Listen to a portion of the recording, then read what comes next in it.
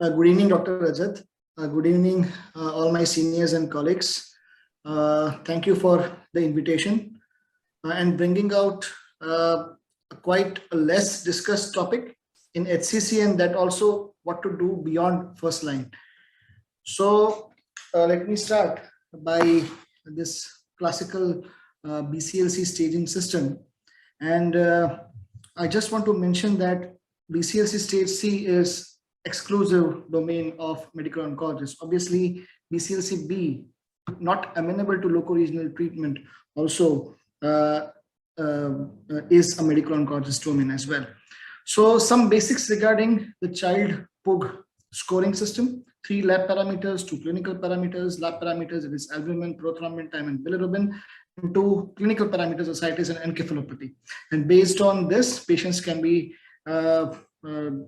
classified into one of the 3 classes: class A, B, and C. Class A, if the patient is having 5 to 6 points; class B, 7 to 9 points; and class C, 10 and more than that. So what factors which one should consider before thinking of any second line treatment? Obviously, the most important thing is the performance status of the patient, the child PUG scoring of the patient, what prior treatment the patient has received, what regimen we are choosing, what is the response rate, what is the overall survival of that particular regimen, and obviously what is the toxicity profile of that regimen. So if we see till few years back, we only had sorafenib in the first line management of HCC, then came lenvatinib, and then came atezolizumab, bevacizumab. Now we have 3 options basically in the first line management, that is sorafenib, lenvatinib, and atezolizumab plus bevacizumab combination. And if you see the second line options, broadly I can divide it into NIPS, the TKIs, the regorafenib and cabozantinib, the VEGF receptor monoclonal antibody ramucirumab, and the third part is the checkpoint inhibitor, and that includes both monotherapy as well as the IO-IO combination, that is nivo-pembro as monotherapy and IO-IO, that is nivo plus ipilimumab combination. So over the next couple of minutes, I would like to discuss amongst the second line, these second line options, and how to go ahead with that. But prior to that, just one side on assessing the tumor response on any TKIs. As we all know, these TKIs, they are basically cytostatic, they're not cytotoxic. So the conventional RECIST criteria is not very accurate in determining the disease status of the patient. There is something like a modified RECIST, which takes into account the tumor viability, as well as we can monitor the alpha-fetoprotein into it. So we can discuss with our radiologists to use this particular criteria in defining the responses on any TKI. So if I can just start the discussion comparing the 3 important second line options, that is regorafenib, cabozantinib, and ramucirumab. Let us see the similarities between these 3, and let us see the differences between these 3.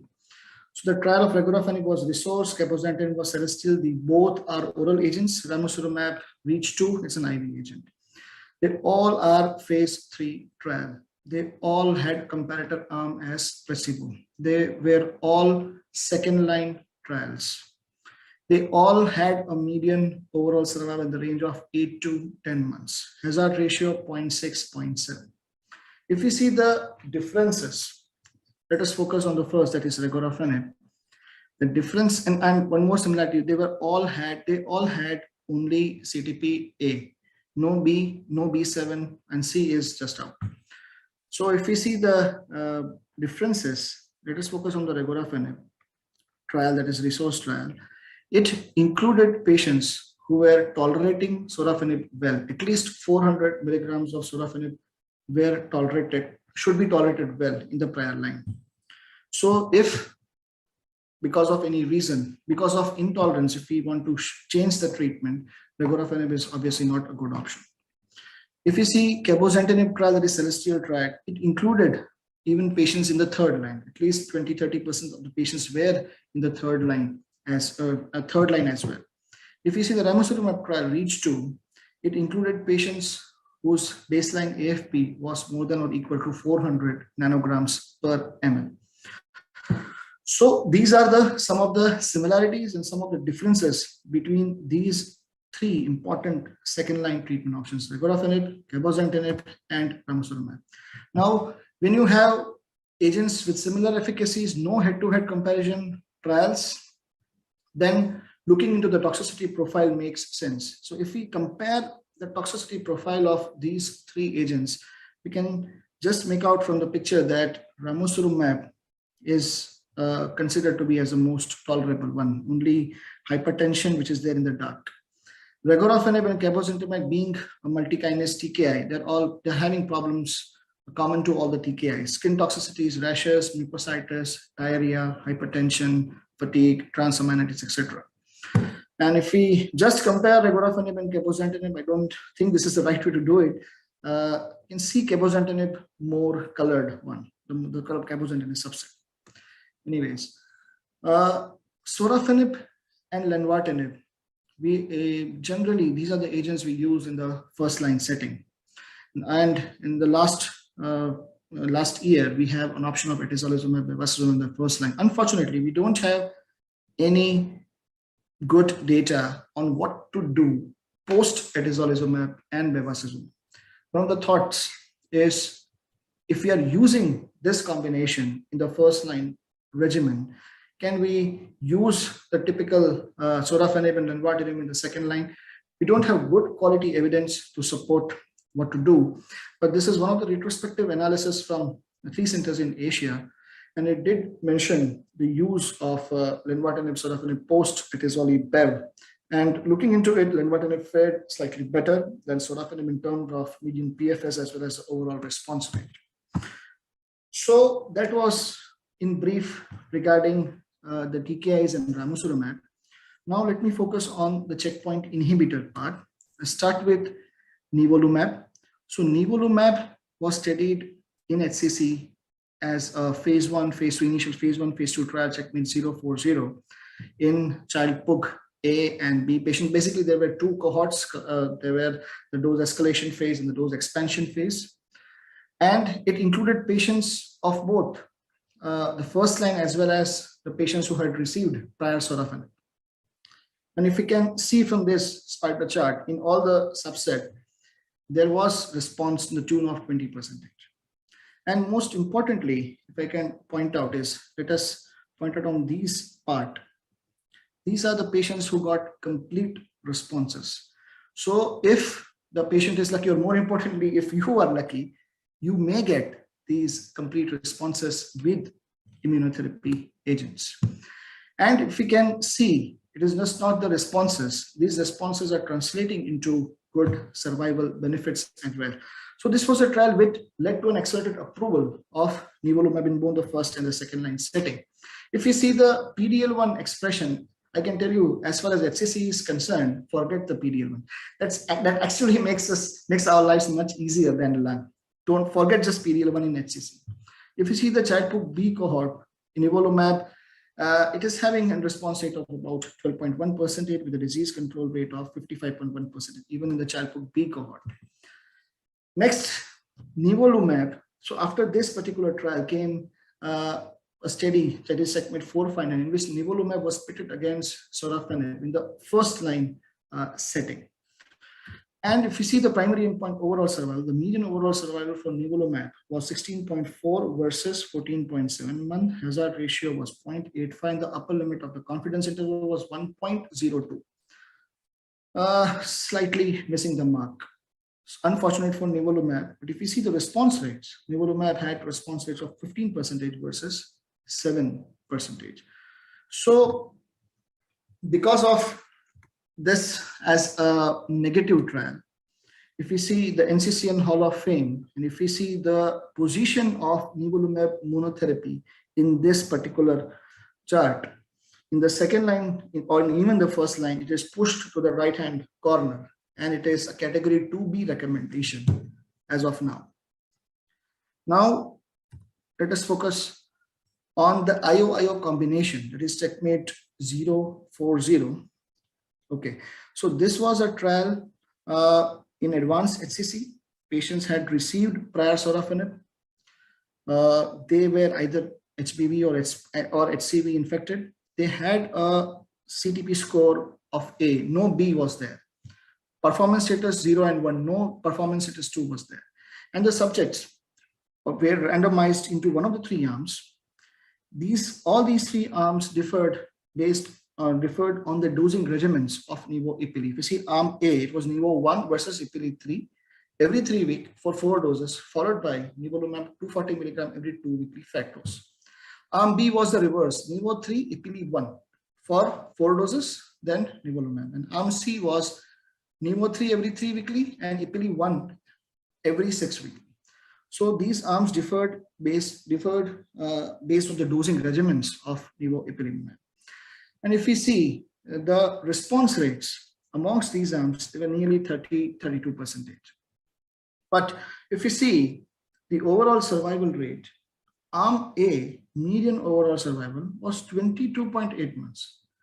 22.8 months. And we are talking of HCC. And that is really phenomenal. Arm B, 12.5, arm C, 12.7 months. And most importantly, I had mentioned previous, if the patient is lucky, more importantly, if you are lucky, you may get complete responses. And if you see this part, 1 year overall survival rate was 61, 2 year OS 46, 3 year 42. So 2 year OS rate 46, 3 year OS rate 42.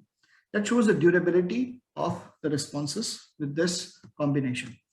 So every good thing comes with a cost. That's a rule of nature. So there are obviously concerns of safety with this particular regimen. If we see grade 3, grade 4 toxicities in arm A, 53% versus 29% versus 31%. And any grade, nearly everybody is having some of the other toxicities with this particular regimen. That is important to be mentioned. As far as HCC is concerned, giving IO, we should be having very low threshold to detect immune-mediated hepatitis. You see, the AST increase, any grade 20%, out of which 16% they are grade 3, grade 4. So the threshold to pick up any immune-mediated hepatitis should be more when you are giving IO in HCC patient. Okay, so that was about nivolumab. Dr. Kshitij, brilliant presentation as always. Last 3-4 minutes to conclude, please. Sure. Just about to complete it. Now, the story of pembrolizumab is started with Keynote 224 as a phase 2 trial, and then it was studied in Keynote 240 as a phase 3 trial. It was compared against placebo. And if we see the median OS, pembrolizumab room 13.9 versus 10.6, hazard ratio 0.77, p-value 0.0112, whatever. Because of some statistical juggle, it is not considered to be as a significant one. This particular trial, just mentioned beautifully, just previously, it was presented in this year ASCO, Asian subset, pembrolizumab plus bezapotiricab versus placebo plus bezapotiricab in the second line setting. We see the median OS 14.6 versus 13. It is considered to be as significant, but this doesn't really excites me to give pembrolizumab. If you see, the level of evidence is not that much high. The clinical benefit is also not that much seen. So if you see, it's not the main player. It is a substitute as of now. If you see the NCCN recommendations as well, if you see the monotherapy pembrolizumab is considered to be as a 2B recommendation. So, I just concluded. The thing is that whatever evidence we have in the second line is post-sorafenib. We don't know what to do after atezolizumab plus bev. Can we use sorafenib, lenvatinib? We don't know. Even we don't know what to give after lenvatinib. Can we use sorafenib or any other things? We don't have any good quality evidence for that. So these are our knowledge gap. What to do after atezolizumab? What after lenvatinib? Can we use IO post atezolizumab? That will be answered, I mean, in a couple of months or couple of years. How to sequence these second line options? What dosing regimens to use if you are choosing IO? I think these are some unsolved queries. These are our knowledge gaps. So take homes is see the CTP score in all. Just best supportive care if the CTP is C. Post, if you're using atazoli bev in the first line, choose one of the NIPs. I think you can use sorafenib and lenvatinib post atazoli bev. If you're using sorafenib or lenvatinib in the first line, and if the patient is progressing, then the next best option is use a checkpoint inhibitor. And as far the data is concerned, IO plus IO data is far better than the monotherapy. That to be preferred over NIPs. Don't mention, just remember the few CR rates with checkpoint inhibitors which can be done. Post first line sorafenib can we use atazoli bev? Again, I don't know, but probably you can extrapolate and we can use it till we have a definite answer. Avoid IO in post liver transplant because of the risk of allograft rejection. Have a low threshold for immune-mediated hepatitis.